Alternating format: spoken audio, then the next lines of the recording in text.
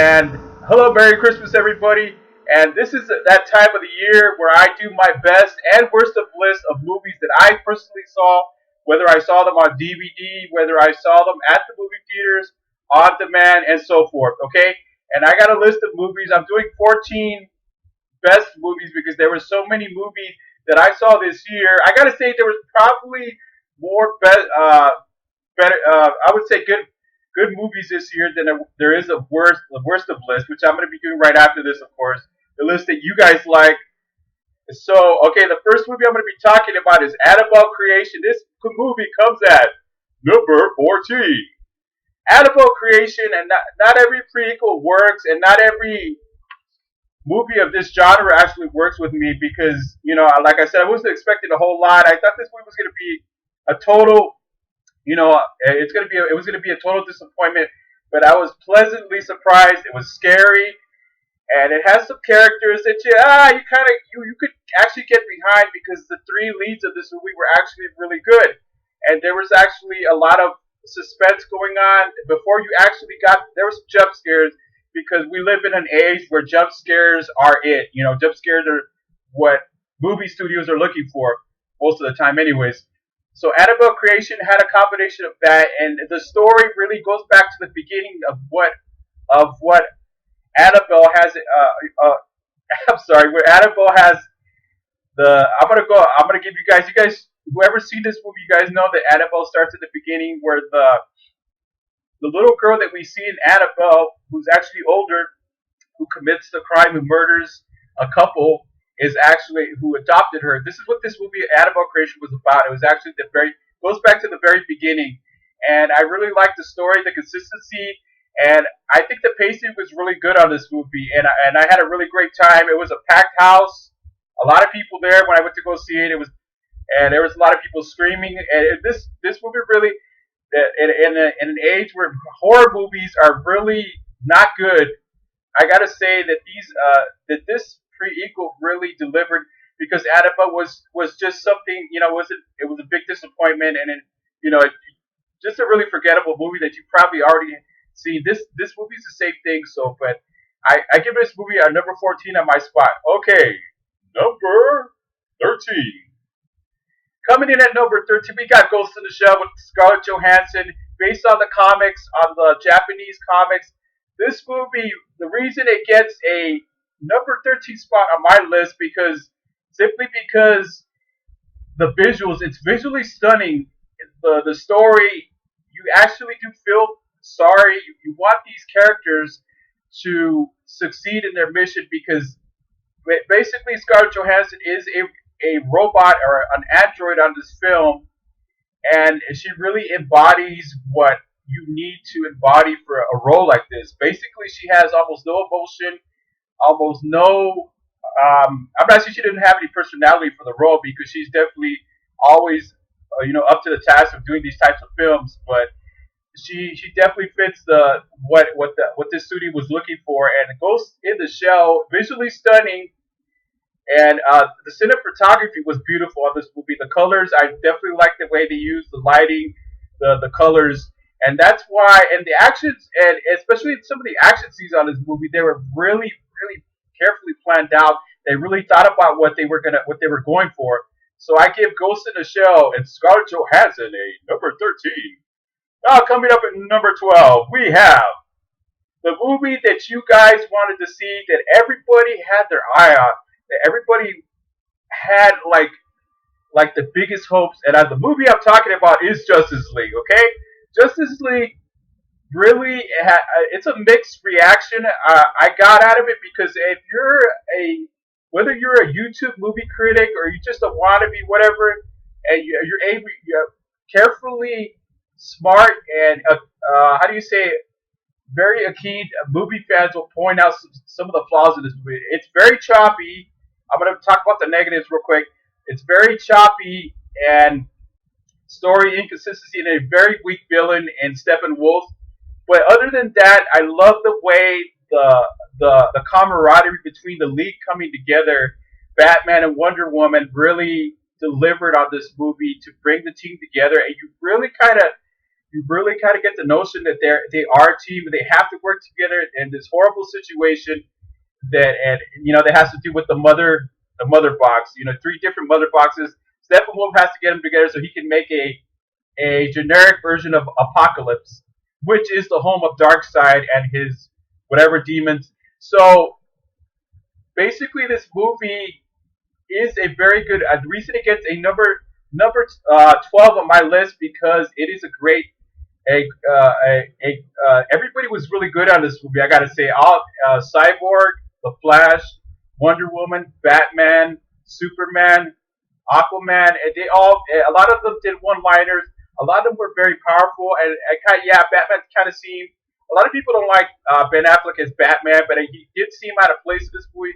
But let's keep in mind, the guy's not a superhero. He's actually just a billionaire that has a lot of really cool gadgets, right? So basically, a lot of people don't like Ben Affleck. I personally like Ben Affleck as Batman, and I really liked him, especially on Batman versus Superman: Dawn of Justice. And I really think, yeah, he did seem a little bit out of place. And the way they brought back Superman was so awesome.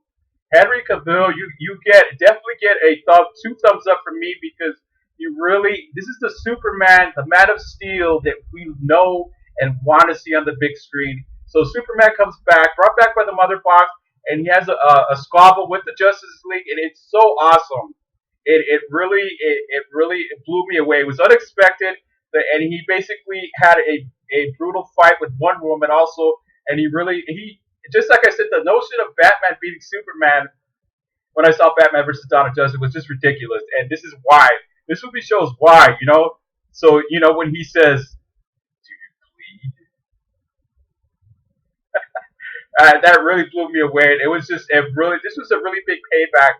But other than that, yeah, this movie, getting I think what is it, a 38 or a 50% of Rotten Tomatoes, really doesn't say a whole lot about it because I really liked it. I loved it. I don't care what people say. You guys you guys know what you could do. All you critics out there. Anyways, Split coming in, James McAvoy, Split. I had no idea that this movie had anything to do with superheroes or supervillains. It had anything to do with that stuff because if you guys remember, I'm sorry, but I'm not remembering it's actually a pre-equal to a Bruce Willis movie, and I need to check out that movie, and I got to review that movie, by the way. I got to look it up after I'm done with this video. So Split, he's basically, I thought it was just your Hannibal Lecter affair. I thought it was just like a kind of like, how do you say, like it's just a serial killer style psychological thriller. But what it turned out to be, he has these powers and he's exploring them. And some people are murdered because he's a supervillain. That's what supervillains do. Except you don't really see supervillains getting a bunch of group of girls and mutilating them or doing something horrible like that. And that's why I really thought it was just your Hannibal Lecter style movie. So I was very wrong on that. Okay, next up at number 11 we have Kong Skull Island. Kong Skull Island, really the biggest payoff for this movie is just because King Kong was cool. King Kong was awesome. King Kong did stuff that he didn't do, like he runs on this movie, like he jumps around and he doesn't die. He doesn't get killed real easily. He's 100 feet tall. He's actually supposed to be still growing on this movie. He's kind of like maybe a teenager on this movie supposedly, and that was really the payoff. I really like John Goodman. Tom Hiddleston as well as Samuel L. Jackson. But I just think the real payoff was King Kong, the movie itself. When King Kong was on the screen, he was awesome. He really lit up the screen with excitement, and I see that that was really what made this movie my number 11. And now we are getting down to number 10. Coming in at number 10, the reason this is number 10, I'll tell you why, because there's going to be more movies coming up. John Wick Chapter 2. John Wick Chapter 2 is, sequels just do not work these days. It's just like these movie studios, they got like what they call sequelitis, right? It's just a cash grab, but I just gotta say, John Wick Chapter 2 is every bit as awesome as the original, but at the same time, a different movie. And John Wick is trying to retire in this movie. He's just, he's trying to call it quits already, but they won't let him, so he has to come back. And a lot of people what is it? Almost 2 hours later, are gonna, they're gonna be dead. A lot of people are gonna get shot in this movie, and beautifully, especially the club scenes, they really duplicated a lot of the awesome fight scenes and gun battles that we saw in the original John Wick. Okay, coming in at number 9, if I'm not corrected, sorry. War of the Planet of the Apes. War of the Planet of the Apes was really one of the most compelling and well acted, and probably one of the most jaw dropping CGI as well as the acting that I've ever seen in a movie, or I've ever expected any kind of special effects type movie of its type to really, do what, give us that world, kind of like Jurassic Park, right? Brought back the dinosaurs to life. Well, here the apes look a whole lot better, and the story is really good because there's a type of disease that's causing, because the apes are evolving as the dominant race on the planet. Humans are basically losing their minds, their equilibrium, their thought, and they're becoming more like animals. And it's kind of like a backwards progression because apes are becoming more intelligent, humans are becoming stupider, and that's why this movie gets it's one of the best movies of the year. I gotta say that the Woody Harrelson is definitely one of the best villains of the year because he really got what he deserved when he became exactly what everybody else is becoming. That's why I was wondering in the beginning, why can't people talk anymore? Why are people incoherent? Why aren't they speaking? And we already know that the apes are intelligent. Okay, moving on. Coming in at number 8, we have Wonder Woman. Yeah, a lot of people say this movie was overhyped, and I think Wonder Woman was a great film simply because it really told the story. It really gave you that Gal Gadot made her appearance on Dawn of Justice that blew me away, anyways. That she really cares about what she's supposed to do. Basically, save people. Basically, she sees World War II. She's in World War II, uh, world early World War. So she's making choices. It's hurting her. It makes her feel like she really feels sorry for people, and that's what superheroes are supposed to do. They're basically supposed to love people, to care about people, and try to save them. Right? That's what, to begin with, what comics were created. Most comics, anyways. And you really see the struggle in her to discover her power and then having to use it and finally realizing who she really had to be. So I think Wonder Woman is not too overhyped. Yeah, I gotta say there were some pacing issues in this movie, but and Chris Pine, he did a really great job. Yeah, he did kind of, like other reviewers, he kind of wrote a little bit of Steve Rogers Captain America. He did kind of, didn't he? Anyways, coming at number 7, Guardians of the Galaxy Volume 2. Wow, this movie is visually stunning. The movie's hilarious. And the story basically revolves around Star-Lord's father, played by Kurt Russell, Ego the Planet, and just the type of subhuman creature that he is on this movie. He's basically a living planet, and I think everybody just, hey, this movie has more of what we loved about the original Guardians of the Galaxy, and I gotta say, Batista has really coming on his own as an actor, and he really, this movie's a laugh fest from beginning to end, and it's just visually stunning. The action is just amazing. I mean, I'm sorry, Star Wars. I'm sorry, Star Trek, but Guardians of the Galaxy really had my jaw drop. Okay, moving on. Number 7, coming in at I think number 7. Sorry, guys. Thor Ragnarok. This movie is what you call movie improvisation.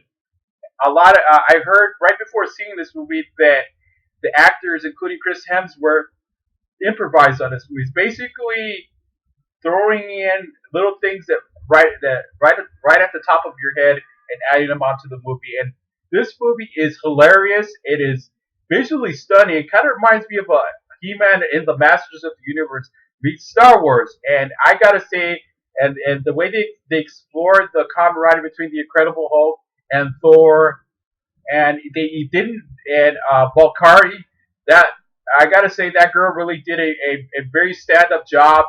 And Tom Hiddleston, including the probably the villain of the year, Hella, I gotta say, the chick from Lord of the Rings. Oh my gosh, that's Evil Lynn. I gotta say, if they do a Masters of the Universe, and they are gonna be doing one, if we're gonna get a Masters of the Universe movie in 2019, she has to be Evil Lynn because she was just positively evil, positively sinister on this movie, and she really, really, I mean, her acting chops are just phenomenal.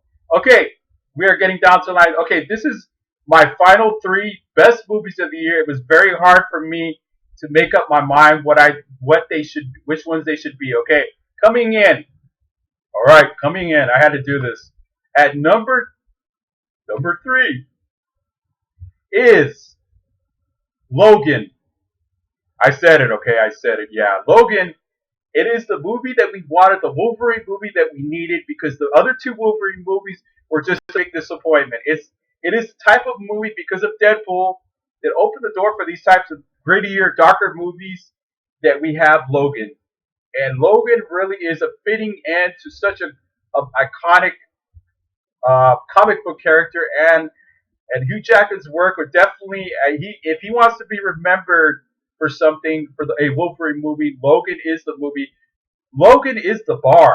Okay, with the Reavers, with X-23, the little girl who plays Laura, she was awesome, and a lot. There's a New Mutants X Force. If you guys really know your comics, they are in there, and this movie, it just seeing the Reavers on screen was just, it made my jaw drop, because it looks so much like they did in the comics, and at the same time it's kind of more of a real world, you know how it would be in real life, right?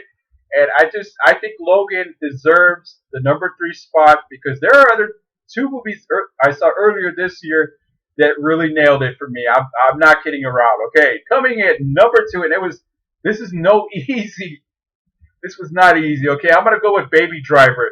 Baby Driver is, and let's forget about Kevin Spacey. Even though the guy's a good actor, with all the controversy surrounding him, no, forget all that. Forget he's even on that. We're just pretending somebody else. But Baby Driver is probably one of the most original movies I've seen in years. While studios are making reboots and remakes, Baby Driver has not only a good story and a cute little romance going on, and a great lead, unknown actor by me, and at least me, I don't know him. And this movie delivers. It's an action, it's a comedy, it's a not a Twilight make you go to fall asleep yawny romance. No, this is a movie basically about a guy he's a getaway guy. He drives a car, and forget what I'm mentioning him at all, but what's his name? He sets up the missions, and he has a bunch of other accomplices. And probably one of the best scenes in the movie, where his glasses get knocked off, and then he goes in his pocket and puts it in there and puts some more glasses on. That was hilarious. It was really unexpected for me. He listens to music to earphones while he's doing these getaways, and it's every bit even better than Fast and the Furious. It's a whole lot better when, as far as action is concerned, as far as execution is concerned, and this movie really nails it. Especially the villain on this movie, your typical scumbag. Okay, and coming in at number one, and it was no easy because of Logan and Baby Driver. Coming in at number one, we have, drum roll please, we have Get Out. Yeah, Get Out is probably the best movie of the year, and it was very hard for me. And I was making this list, and I was just like, what the? I don't know. I'm not sure which movie should be number one, but I'm kind of afflicted right now. Get Out is by far the best and most original movie of the year, and Baby Driver was original. It's a guy starts dating a girl, and it turns out that she is just sets him up to be drugged and turned into a slave. And there are many other people that have suffered the same fate and have been murdered.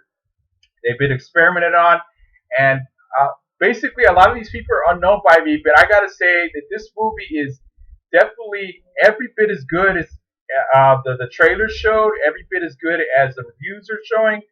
Rotten Tomatoes. I'm not kidding around. This movie, if you have not seen this movie, watch this movie. Get it on DVD. Get it on demand. in my opinion, and it wasn't easy because I could just say Baby Driver was first, number one, or Logan was number one. But after brainstorming and all the variables, I look Get Out is my number one movie of the year. There it is, my people, all my subscribers. Those are the best movies of the year. If you have a biased opinion, if you don't like my list, that's fine. Please leave a comment below and subscribe to Louis Valens' Cinema Reviews and share this video and tell your friends about this channel because I am still alive. This channel is still relevant and help me get my subscriber range up. That would be awesome because I could really use that. And I love doing this. It's not just because of subscribers. It's not really that. It's because we all love movies, right? Why else would I go on camera and do this? Really, if I didn't have some knowledge. And anyways, all right. And next up, you know what that means, right? All right, guys. I will see you guys right now.